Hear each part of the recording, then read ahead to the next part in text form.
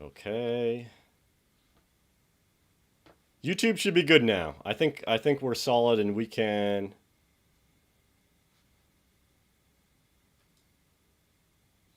get through that. Okay.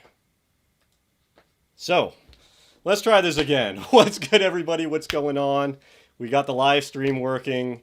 Today we're going to be talking about one of my favorite scanning tools, which is Nessus, Tenable's Nessus Vulnerability Scanner. It's great from a few different perspectives. Whether you're a pen tester, you can use it to enumerate and look to see what type of vulnerabilities exist on different boxes. And that was kind of the gist of why we were starting to do this video, because it is in the Try HackMe Pentest Plus learning path. That being said, on the flip side, on the defensive side, on the blue team side, on the IT side, operations, GRC, all that good stuff, Tenable's Nessus Vulnerability Scanner is something that we use quite a bit to ensure that our patching levels are, up to par, and we're doing all the stuff that we need to do as far as maintaining the health of our systems from a patching standpoint. So this video, we're going to talk about a few different things involved with that. The room itself is kind of small, so we should be able to go through that pretty quickly. And I kind of did a whole bunch of stuff ahead of time to make that be a little bit easier. So hopefully we're going to have a good conversation, have some questions, and be able to do a little bit of deeper dive into things that actually are more applicable to the type of things that you would run into in an operational environment. So thanks for sticking around and working through those technical issues that absolutely sucked. Because it sucks so much, if you don't want to like this video, that's completely fine, whatever, but you're here, so I appreciate it. So let's hop over into the desktop over here, and we can kind of get into that. Is the link in the bio? Yes, it is. So the link is in the description of the video for the room that we're using. All right, so let us take a look at a few things here. This room, as I was mentioning before, is a little bit different than the other Try HackMe rooms that we've previously done, in that you actually need to download the Tenable Nessus software onto your computer and connect into Try HackMe's network via OpenVPN to be able to do the scanning that you need to do. Likewise, if you don't want to do that, you can just download it and use it in your home environment, which is perfectly fine, because the cool thing with the Nessus Vulnerability Scanner is that they have a free version of it called Nessus Essentials. It actually can even be used for commercial purposes. So if you are a consultant and you don't want to pay the full license, you can download Nessus Essentials and you can use it for your clients if you're doing some type of spur-of-the-moment vulnerability assessment. There is a limitation with it, though, and that is that you can only do 16 IPs with it. So you're not going to be able to take it and put it into, a medium or large size environment, but you can do almost everything that you need to do from a vulnerability management perspective with it. There is a few things that you can't do with it, and we actually will get into that, and I'll talk about those once we actually get into Nessus and take a look at it. So pretty much I got a link here for where you can go to get it. Kind of talk about how it's similar to Nmap, but like times 1,000. You can do a whole bunch of different things that you can't do with Nmap, including credentialed scanning, which we're going to get into the pros and cons of credentialed scanning versus uncredentialed scanning here in a little bit. So we can go ahead and say we read the description. Not much to that. So this first part here is kind of the installation process, and I'm going to save you a lot of time with this, because to actually go through this probably takes about an hour. Because once you actually download the software, it has to update all the plugins and things like that. And I did that yesterday, so we actually don't need to worry about that. But pretty much what you do is you go to Tenable's website for Nessus Essentials, you put in your name, email, and it will send you an activation code. Awesome. And then depending upon what OS you have that you're going to use, you're going to go to their website to go and download whichever version that you need. So if we actually go to their download page, and take a look at this, you can see that they have stuff that runs on everything. I personally have run this on Windows. I've run it on Mac. Today I'm running it on Ubuntu. I've also run it on Red Hat. And back in the day, I'm not sure if they still do it now, but they used to also have it as an appliance. So you could download it kind of within its own Linux ecosystem. Then you wouldn't have to worry about doing the patching on it. Just make sure that whenever you do download it from here, you are getting the correct version, whether it's 32-bit or 64-bit, because if you don't do that, then yeah, it won't run. You'll get some errors kicking that back. So just something to be aware of. So when you do that, in this case, they have it, just downloading it into your downloads file. And that's exactly what I did. As I said, using Ubuntu, downloaded it there. And then there's a dpackage command to run the install. And then there's a systemctl start command to start this. I am going to point out something that you might want to do if you are downloading this onto something that you're going to continually use. And that is, there are commands that you would want to use to ensure that it starts up every time that you start up your VM or whatever. If you're running on hardware, it'll start up whenever your Linux system boots up. Also worth mentioning, they do give you the MD5 hash for it, so be a good steward of whatever network you are on. If you are downloading software, it is always good to compare the hashes. You could either do this through the command line on a Linux box, or if you're on a Windows box, there's some MD5 hash checker software, or you can even go, there's websites you can go to where you can, compare the hash that you're supposed to get, and then it will scan and do a hash on the file that you downloaded. Just want to make sure that you are downloading what you were expecting to. And we can kind of see, when we go back to the Tenable site, they got checksums for all of it. So that kind of makes it easy. What I did want to mention here was running this command here, the systemctl enable now. And that will, in essence, make sure that every time that you reboot, that Nessus starts automatically. So kind of helpful, so you don't have to go back in and run service start commands whenever you want to do it. So if we take a look, let's see, you go back here, see what else they do. So once you go through all that and the service is started, and we can actually see through my other... So systemctl status, Nessus D is the program. And you can see that it's loaded and it's active, so we know that it's up. We also know that because I have the web browser here, and we got the login prompt for it. But good to know anyway. So let us kind of check these off. As I mentioned, it goes through this pretty quickly, and if we were downloading and installing. Yesterday when I did this, it actually took about 45 minutes to do all of the plugin updates. So be prepared for that if you do go through and do that on your own. Cool thing with Nessus, whenever you're using it, it actually defaults to 8834 as the port that you use to connect to it. So if you try to go over 443, that's not going to work. Off the bat, it does have a self-signed cert, so you do want to make sure that you accept that risk. If you're using it in a operational environment, you actually can load in your own certs into that so that you won't end up having this come up. Now, when we go to actually set it up, we have a few different options here. And so I wanted to kind of hit on this because there are a few different flavors of Nessus that you might use in a few different cases. And this is kind of, again, outside of the realm of pen testing. But for all my IT operations, IT engineering blue team folks, then this is good information to know.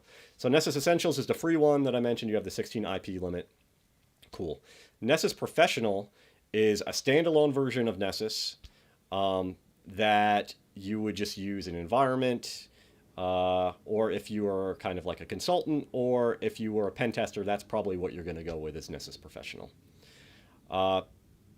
As we kind of look at some different options that we have moving into larger organizations, there's a few different things. So in essence, with Nessus, whenever you want to do vulnerability scanning and asset discovery in your environment, the default way that we used to do this was you would open up all ports to everywhere in your environment from your Nessus box. This is great because you would be able to see everything. This is bad because if your Nessus box becomes compromised, then you don't really have any ACLs in place that's going to protect against that. So one of the things that Nessus kind of has moved to over the past few years is actually using agents. And these agents can be deployed on Windows boxes, Linux boxes, Unix boxes, almost anything that's not a hardware device, almost anything that's a OS, you can run a Nessus agent on it. The nice thing with that, it only has one port that you use when you are doing your scanning, and it's connecting back to your Nessus server. The difference is, though, that you need to have a specific type of Nessus server to do that, and that's what this Nessus Manager server here would be. So that's kind of something interesting to know. The other option is this Manage Scanner. So again, in larger environments, there's actually a whole Tenable suite of different types of software components. And I've actually written a few different blogs on what these are. So we have like Nessus is the vulnerability scanner. They have kind of a log correlation / SIM tool called LCE. They also have a passive vulnerability scanner that you can kind of feed a port scan, or not port scan, what's the word that I want to use? A copy of traffic off of your switches to this device. And it kind of, will take that copy and run different types of signatures on it, looking for different types of things. All of the data from these different types of applications gets fed up into this server called Security Center. And I think they might have renamed it recently. It might be SC instead of calling it Security Center, because they like to get cute with their acronyms, but still the same thing. And so what Security Center does is it allows you to kind of take all these inputs from the Nessus scanners, from LCE, from NNM, which is that inline server, and put it all together in one dashboard where you're able to look at different types of events, vulnerabilities. You can do a whole bunch of different types of reports, scanning, jobs, all sorts of crazy stuff. So as you're kind of wondering how this would all fit in your environment and different types of protections that you can have, it's kind of good, at least from my perspective, to understand where Nessus fits into that overall hierarchy or ecosystem of Tenable tools. Let's see. Then we would have selected here Nessus Essentials. The activation code that would have went to our email, we would have put in here. And then you would create a local account for Nessus Essentials to be able to log into it. And here we would end up doing the initialization. This is where I was talking about it will take like 45 minutes to download all the different plugins.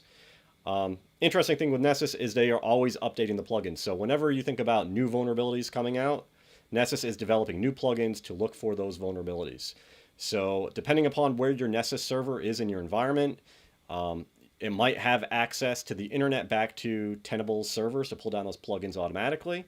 If it doesn't, then you want to make sure that you're constantly pulling down offline updates to make sure that your Nessus server is updated. And again, we can go ahead and log in, and this will kind of bring us up to where we are here, and we can hop into this. Any questions on any of that so far? It's kind of a lot of information as far as the install of Nessus, and then kind of, where it fits into the whole Tenable security tools offering.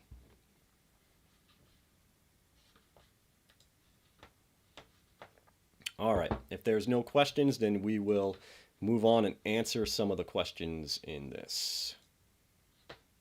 So, when we log into this, then we kind of are going to get a few different options for different types of things that we can do. So host discovery, we're just looking to see what's out there. It's kind of like Nmap in its own way. Basic network scanning, this is going to try and scan for everything. And I'm going to show you what the plugins look like. They have different plugins for different types of operating systems and devices and all sorts of different stuff. And so pretty much that scan is going to go after whatever IP ranges you give it. And it's going to be like, I have no idea what these are. I'm going to try all of my different plugins against that. It is interesting to note with that, though, and I said that we were going to hit on this, the difference between an uncredentialed scan and a credentialed scan. So uncredentialed scan is we don't have anything to log into the device with. So pretty much we're just going to try to do all the plugins that we can do. We're going to get responses back and we're going to match on plugins that we can get from scanning ports and whatever types of headers and things like that, login banners, all that type of stuff that they're going to provide back. But we really aren't going to get that great of an in-depth look at, the vulnerabilities that are on that machine. So a credentialed scan is when we actually have an account that has the right privileges. Normally that's going to be admin privileges or root privileges to be able to log in and run a whole bunch of different types of system checks. Normally what this is going to be doing is looking for patch levels. This is going to be looking for different types of configurations. This is going to be looking for, more specific things within the operating system and configurations that we can't see externally of the device. So pen testers, depending upon the scope of the work that they're doing, they might not actually be given credentials to be able to do that. Within an IT operational environment, you 100% want to be running credentialed scans. That's how you're going to get the most validity with your scans. And then based off of that, then you're going to have an idea of what things need to be patched and what specific configurations and patch levels and things like that you need to be pushing out everywhere within your environment.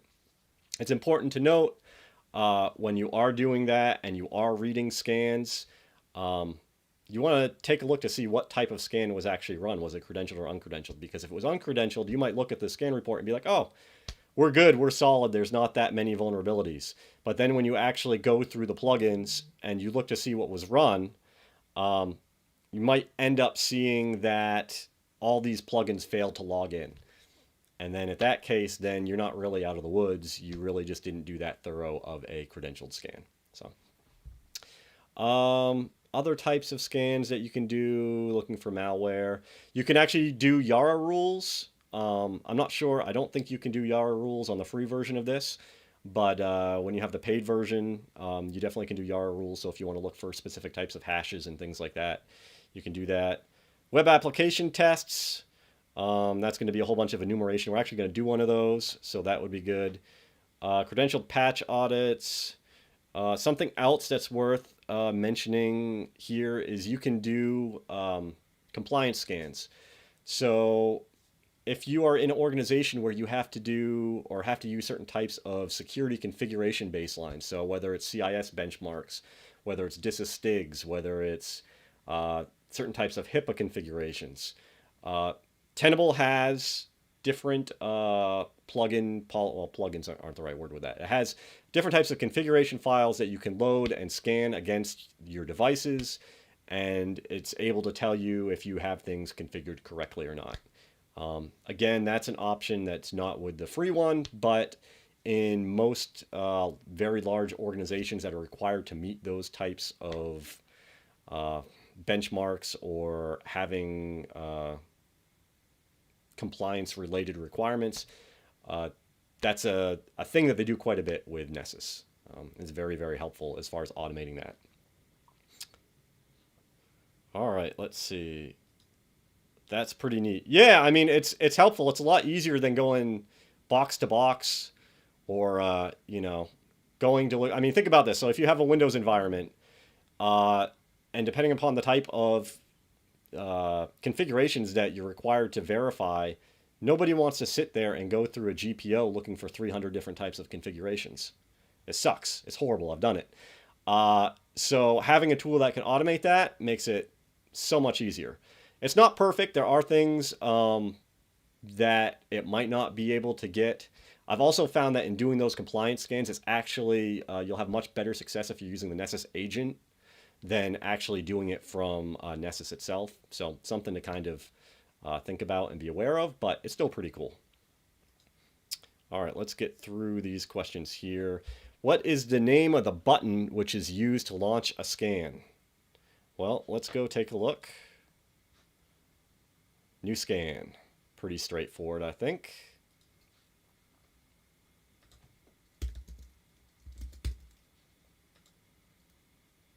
Okay. What side menu option allows us to create custom templates?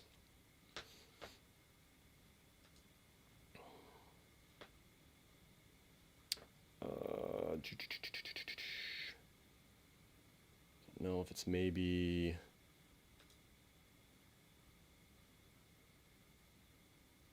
Oh, you see, in here is all that compliance stuff that I was talking about. Let's try... Let's see what the hint is. It's under resources. Okay.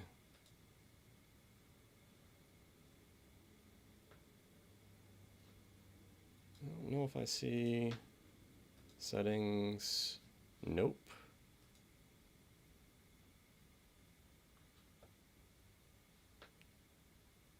I don't see resources underneath here.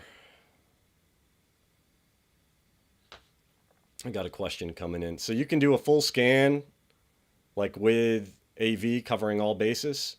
So depends on what you mean by full scan. So you're talking about doing like a scan for malware or a scan for what? So when I was talking full scans, we're talking about vulnerability scans. But if you are looking for a particular type of malware, you can do malware scans. Let me see.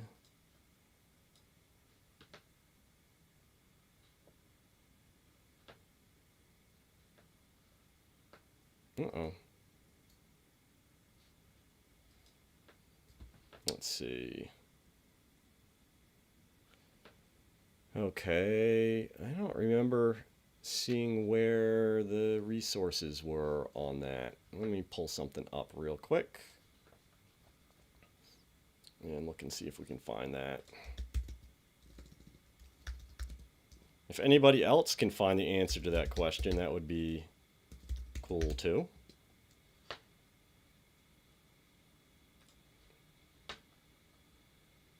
Let's see.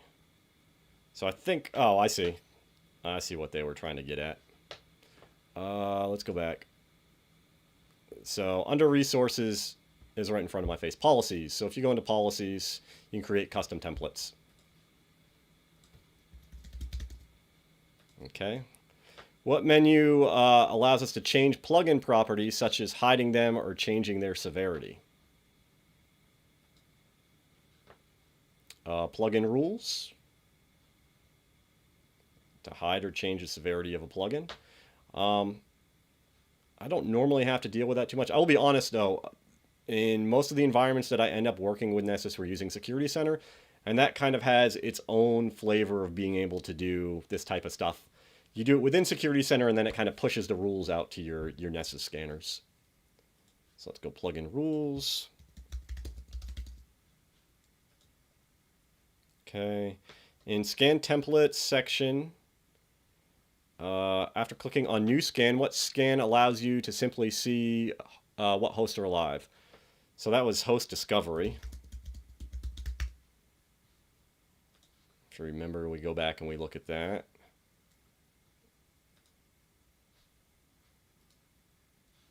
Host discovery. Yep. One of the most useful scan types, which is considered suitable for any host. Basic network scan, suitable for any host. As Kiki pointed out last time we did this, TryHackMe loves to put the answers for stuff. They try to make it pretty straightforward in their questions. Let's see. What did I say that was? Basic network scan. Scan. Okay. What scan allows you to authenticate to hosts and enumerate missing updates?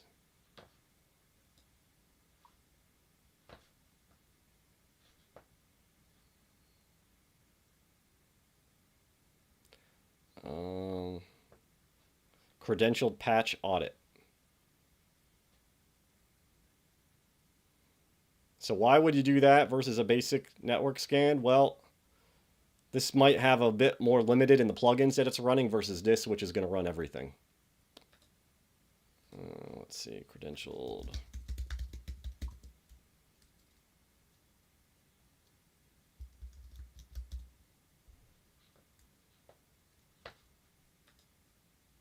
Patch audit.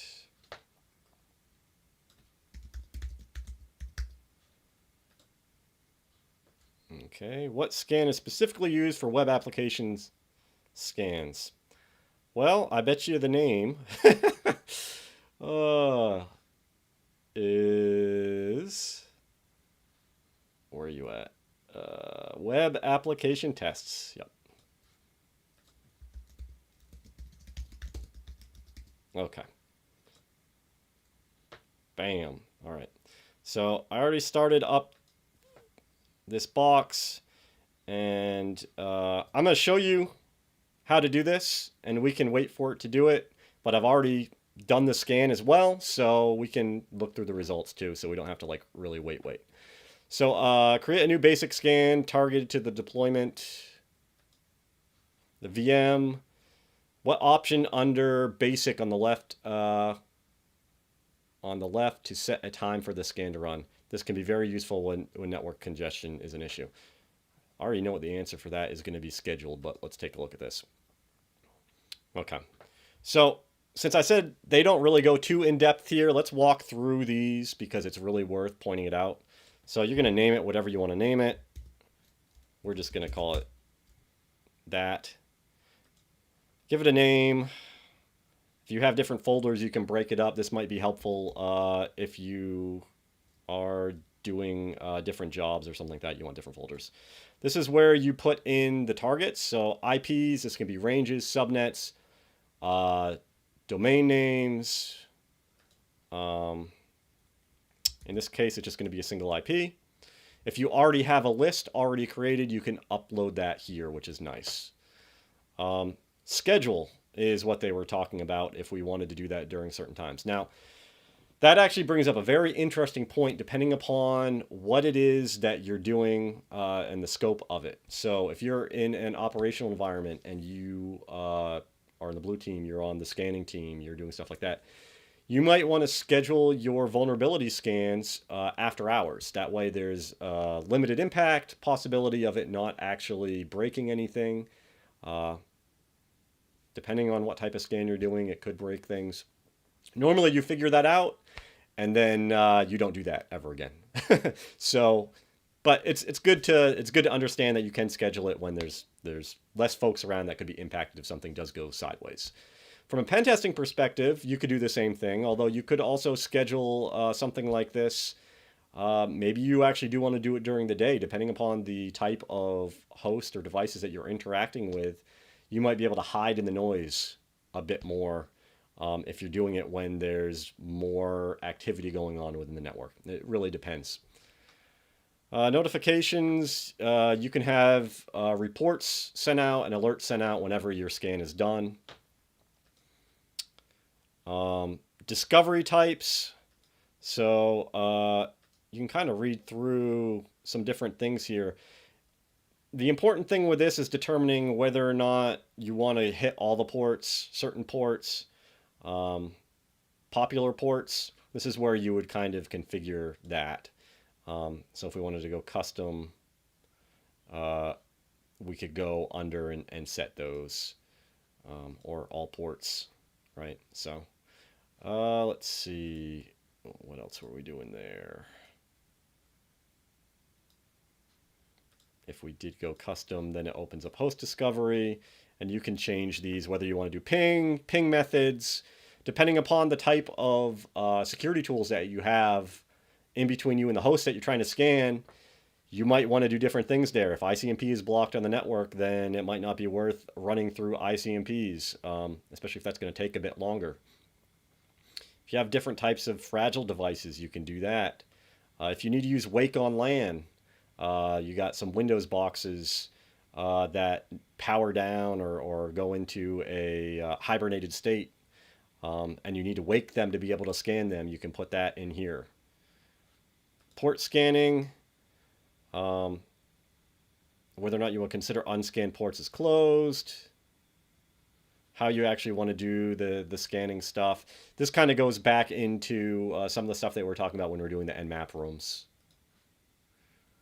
General settings, enumerating ciphers, depends on what type of enumeration that you want to do and whether or not that's important for the purpose that you're using the scanner for. Default, scanning for web vulnerabilities. Default, I think, is going to pretty much do everything except web application stuff, just because that gets a little bit more intensive. Reports. Again, this kind of gives you a little bit of an option as far as like what type of data comes out of your report, and we'll get into what those actually look like by default. Again, if you're using Security Center, then there's a million different reports that you can do. You can get a lot more granular than what you can out of Nessus itself. And then scan types. You have a few different options here. Default, custom, scan for low bandwidth links.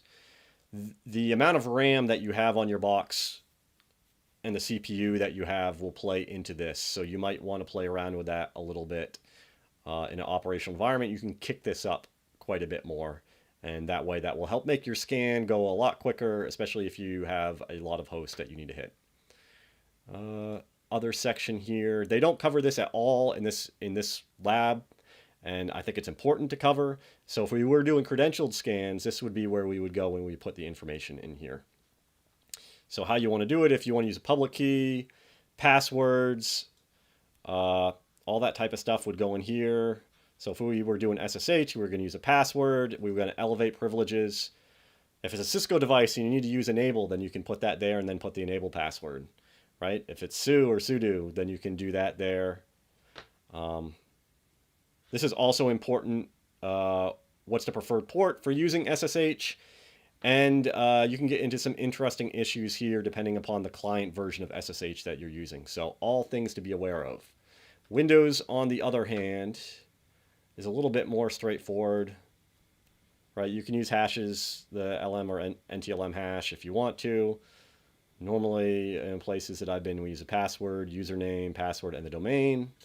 Just got to make sure that the account that you're using has the proper credentials to do the scans that you need to do, which normally is going to be domain admin.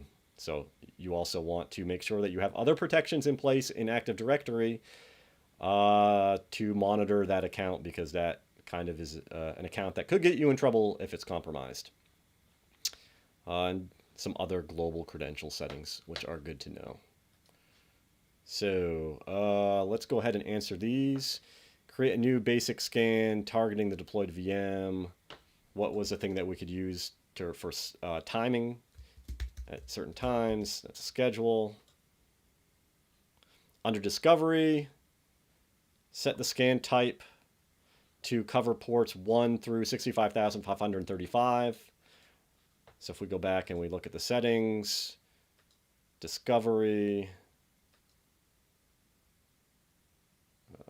let's see, that was under discovery. We didn't want to do a custom. We wanted to do port scan all ports. Port scan all ports.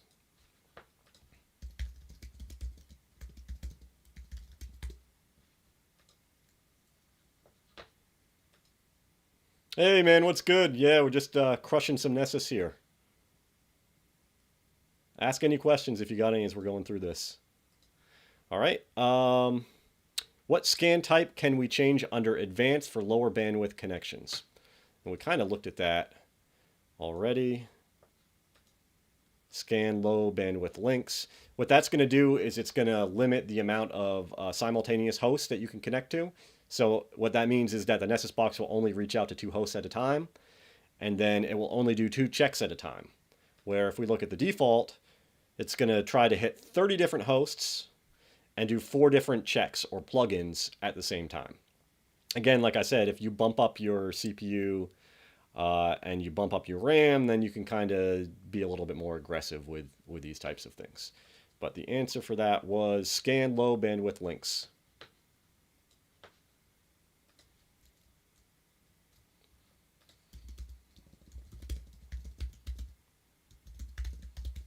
Okay.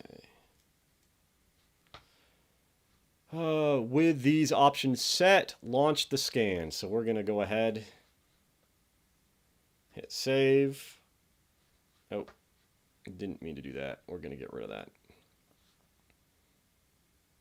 And we don't need that either. Let's go back. Settings. We were going to go default. Save. Okay. And now we see that we have this here. Once you have your scan in place, and remember, you can have a whole list of different subnets. So it could be your whole organization could be in this one scan policy. You're just going to hit the launch button. And what you can do is you see once that goes and it kicks off, you're going to get this little running thing moving here.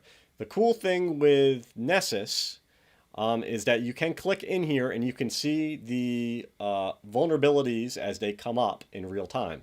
If you're doing this on Security Center, you can't see it that way. You can only see it once it's done. So we're going to hop into this.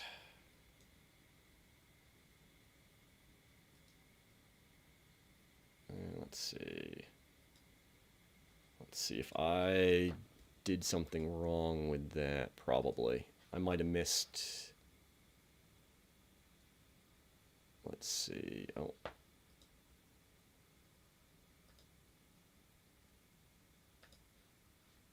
I'm going to go configure. Did I not? Let's see where we messed up here. Discovery, we did all ports. Scan type default. Let's make sure that we had the right IP, right? Let's see if we can ping this.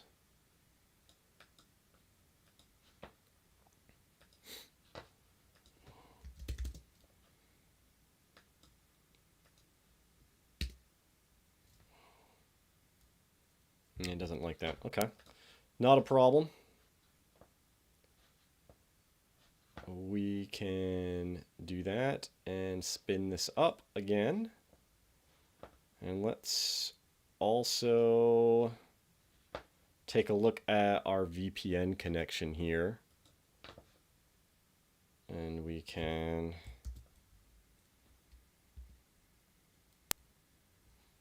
spin that up again. And there we go. That might have been something when we were having those issues earlier and I had to reboot. It might not have actually come back up the proper way, but no issue. We'll have the IP here in a few seconds. Any questions so far as we're up to this point?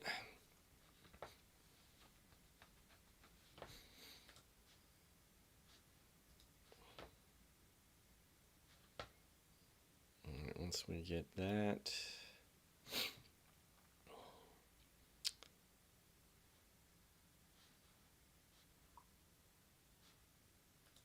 Yo, what's up, man? What's good, Devin? Just crushing some Nessus. All right, so let's take this. Let's go back in here. Let's go back to my scans. We're going to edit this again. We'll change this. Configure. We'll rename that. There we go. Rename that. Save it. Just for kicks and giggles, we'll make sure that we can ping it.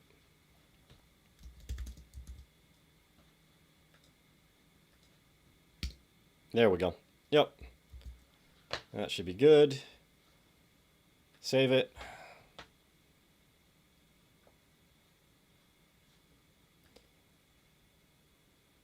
And back to scans. We'll go ahead, kick that off again.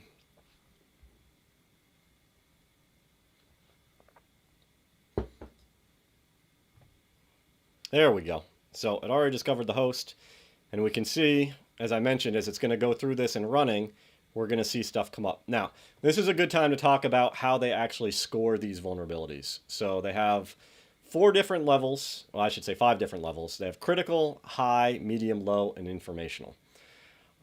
Your initial reaction when looking at this is going to be informational don't matter. It's just giving you information. It's just, yeah, this is how it's configured. Don't be like that. Don't take that as it being something that you don't need to look at. Informational, a lot of times, will give you a lot of information of things of how they're configured, and in a lot of cases it might be things that are configured in a way that you don't want them to be configured, which actually are vulnerabilities. So yes, the criticals and highs you need to patch right away. You need to take care of that for sure. But info can have a awful lot of pertinent data in there that could be, well, or could represent something that's misconfigured or could be bad. I think also if you ask any pen testers, they're going to get a lot of useful data out of that info vulnerabilities that come up that are labeled info. And it's going to be one of the main ways that they're going to be doing a lot of enumeration is through the stuff that comes back from that. So be aware of that. The flip side of that is also when you get a whole bunch of criticals, these are all based off of CVSS 3.0, and they kind of rank everything on a 0 to 10 scale. And Nessus kind of takes that 0 to 10 scale and kind of lines these different vulnerability rankings up to that scale. That CVSS score, though, doesn't actually take into account what you have in your environment as far as mitigations or other types of protections. So just because something is a high doesn't mean that it really is that big of a risk in your environment compared to something else that could be a medium that could be a much bigger risk for your environment. Or likewise, something that could be, you have 2 criticals, right? One critical is on, a device that is actually internet facing, has ports that are open to it, versus maybe something else that, yes, the vulnerability exists and is a critical on the device, but the specific service that needs to be running to be able to be exploited maybe isn't actually enabled.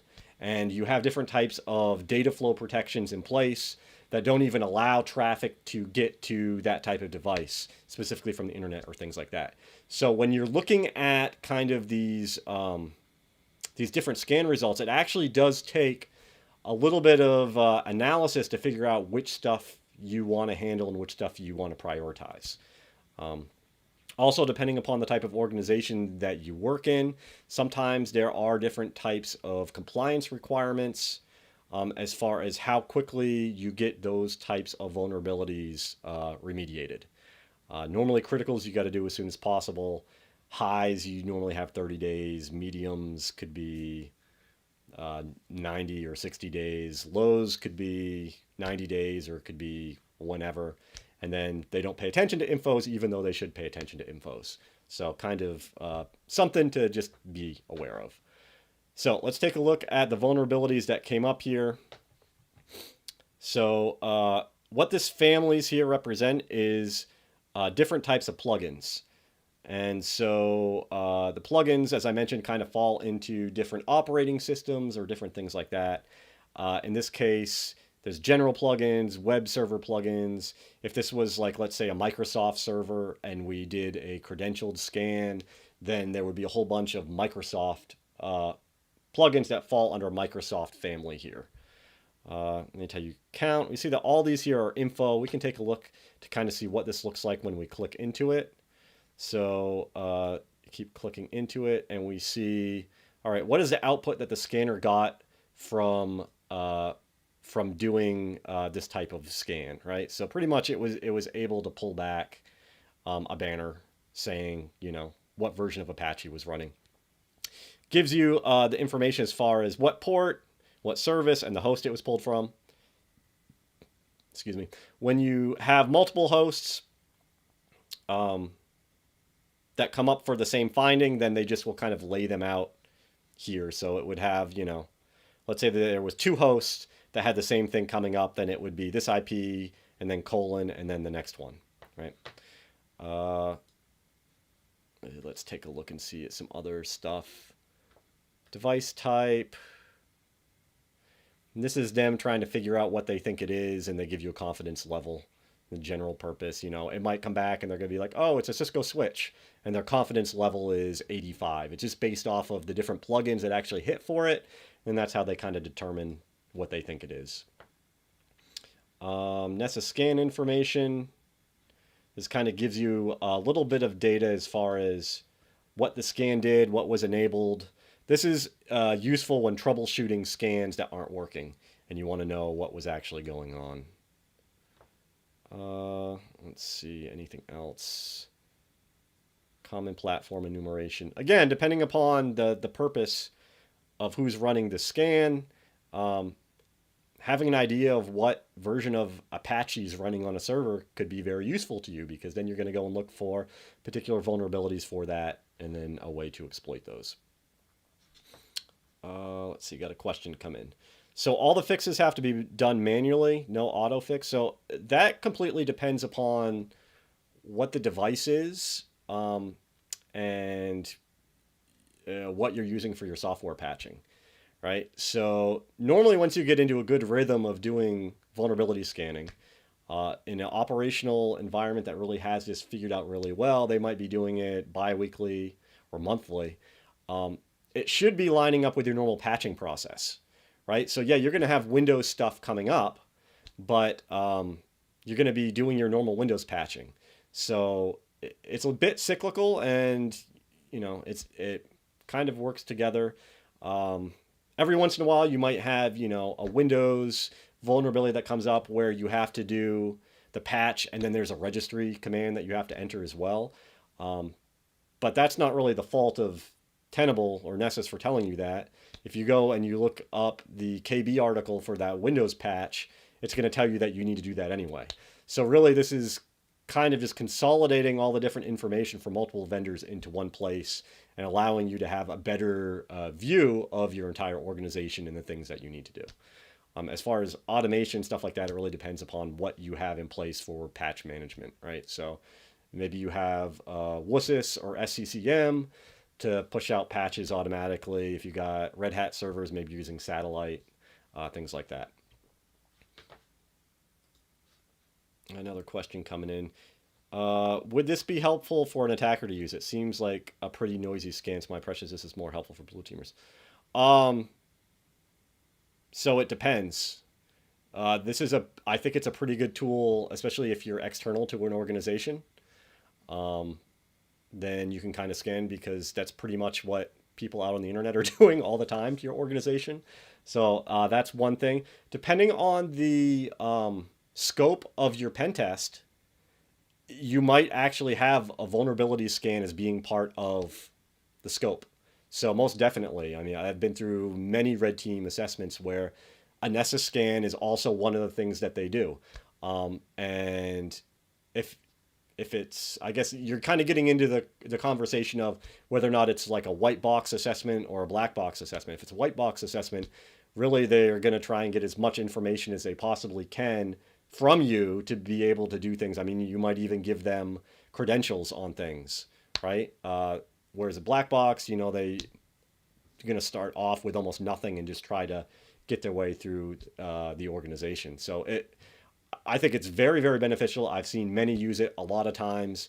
It just depends on the scope and what you're trying to do as far as the pen test or red team, or if it's just a vulnerability assessment that you're paying for an organization to come in and do, or a company to come in and do for your organization. Okay, so that kind of did that. I guess the other thing that is worth noting here is the VPR system, the vulnerability priority rating.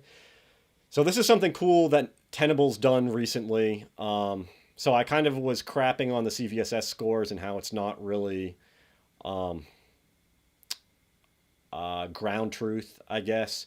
Well, Tenable's put out this VPR threat scoring, which kind of takes the CVSS stuff and then looks at other data as far as whether or not exploits have actually been found in the wild, if other organizations have been compromised, if other organizations that are kind of within your industry have been compromised, a few other bits of data, and they kind of combine that and give you a little bit more of a realistic score as far as the severity of the vulnerabilities that they're finding.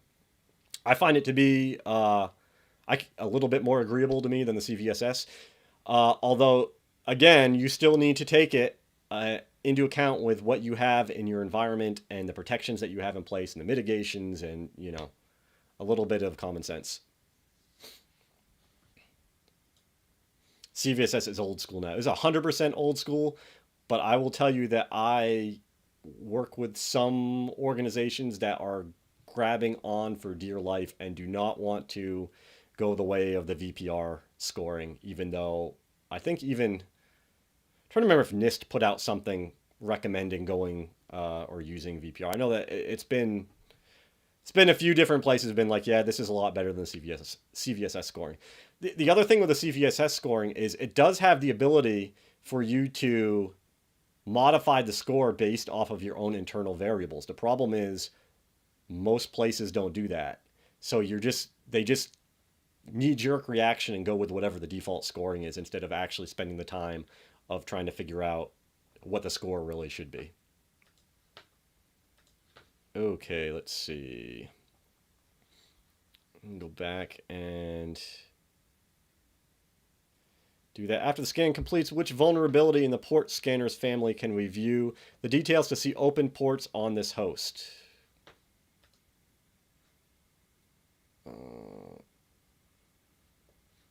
That was port scanners. So the Nessus SYN scanner. And it's showing that only port 80 was open. That's kind of like some Nmap stuff that we were talking about before. Let's do that. Let's submit that. Okay, what Apache server version was reported? We actually kind of looked at that. Apache server version 2.4.99. 2.4.99. Okay. Now scanning a web application. Now, we could actually sit and go through this. I think last time when I did it yesterday, it took like 15 minutes. We're not going to do that because I already ran the scan and I've already shown you what it looks like when you actually run a scan and stuff comes in real time, which is what I kind of wanted to show you with this. So I'm cool with not having to go all the way back through that. I will show you kind of what that looks like as far as setting it up, though. Really, it was just changing the type of scan. Did all ports, assessment, and we just did a scan for all web vulnerabilities quick. And this kind of gives you a breakdown of what it's doing, where it's starting to crawl from, how many pages it's crawling max. Gives you a little bit of an idea there. If you go complex, then it's going to go a little bit deeper on some stuff. So we can go back and take a look at actually what came up with this. So we click into this, and now we actually see that we have some mediums come in. Mixed here has some low and some infos. So we can actually go back and take a look at the questions here.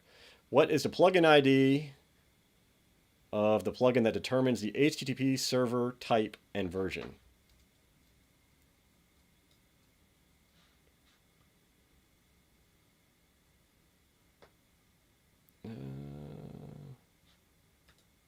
Mixed. Nope. Let's see.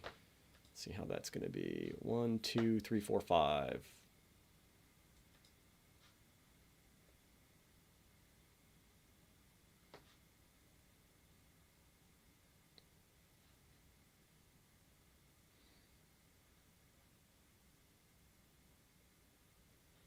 Let's see what that is. What's the hint on that? Found on the right, HTTP server type and version. I'm just not seeing it.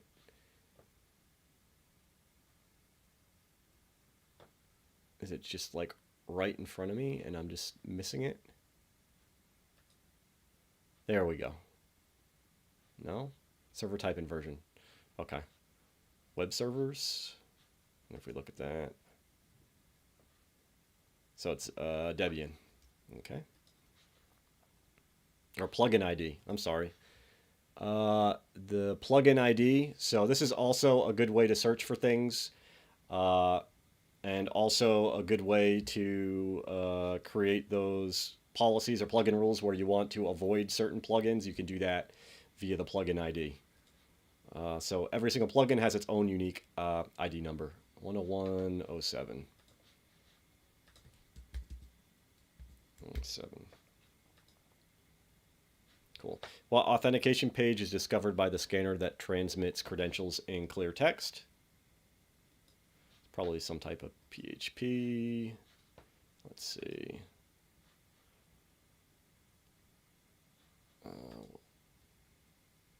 Web server transmit clear text credentials. Yep, login.php.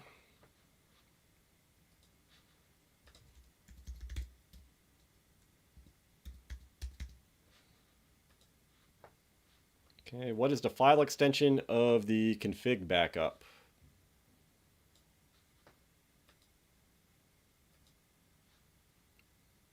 Backup file disclosure. So .bak.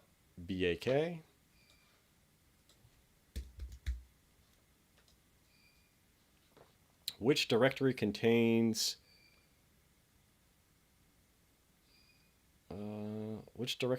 example documents? This will be in the PHP example documents. Let's see. So let's see if there was a browsable web directories examples. There we go, right here.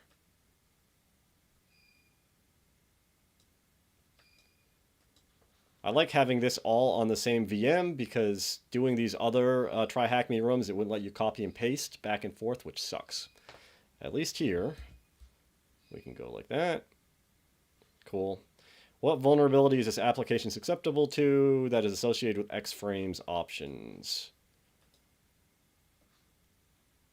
Clickjacking. Yep.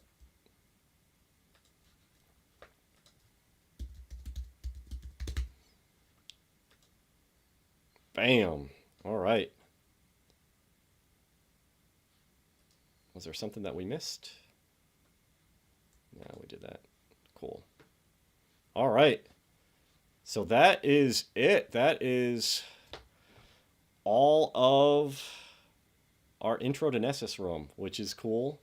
And yeah, decent amount of folks stuck around the whole time. I appreciate everybody kind of hanging in through all of the technical difficulties, but we ended up getting there. It is worth pointing out, I put the links for the room there. I also had a blog post that I wrote a while back, pretty much going over the fundamentals of Nessus Essentials, and how to go about setting up different types of scans, credentialed scans, Windows scans, SSH, all that type of stuff. I put the link for that in the video description as well. So that's pretty good. Tenable's documentation for this stuff is kind of straightforward, but you know, that it's a free tool that you can download and use it on your home network, you know. Download it, try it out on your Windows boxes, your Mac, you know, whatever you got in your environment at home, and you can become pretty familiar with it. It's important to understand, you know, how to read the reports and you know, figure out where things are and how you can go about remediating different types of vulnerabilities and stuff like that. So yeah, we got some comments coming in. If you got any questions, throw them in here before we wrap up. Just found out I got COVID. Thanks for having something to keep me distracted and learn at the same time. Oh, well, sorry to hear that. You'll pull through it. Get some rest, but at the same time, make sure that you are, you know, drinking, staying hydrated, taking some vitamins, trying to do stuff, you know, that's good for your body. We had COVID in the house beginning of this year, and so it's stressful for sure. So make sure that you take care of yourself, and yeah, you'll get through it. So and glad we could be a little bit of a distraction. Kiki Awesome job. Appreciate it. I guess it's worth pointing out that Kiki and I are going to do another Try Hack Me room next Wednesday. I think that we said we were going to do the Wireshark one, so looking forward to that. That should be pretty fun. So make sure you come back and check out that one. Good stuff. Learned quite a bit. Awesome. Awesome. I mean, that's the reason for doing it. Hopefully, it was digestible and understandable, and I didn't ramble on too much. I know it is a lot of content to cover, but I think I enjoy using Nessus myself, so I don't mind talking about it. Well, if nobody else has anything else, then we can go ahead and wrap it up. Appreciate everybody dropping in and asking questions, leaving comments. Anybody who's watching this after the fact, you can leave some comments on the video, and I'll try to answer your questions for sure. And yeah, if you're still here, make sure you smash the like button, subscribe if you aren't already subscribed, and yeah, go get at it this week, and we will talk soon.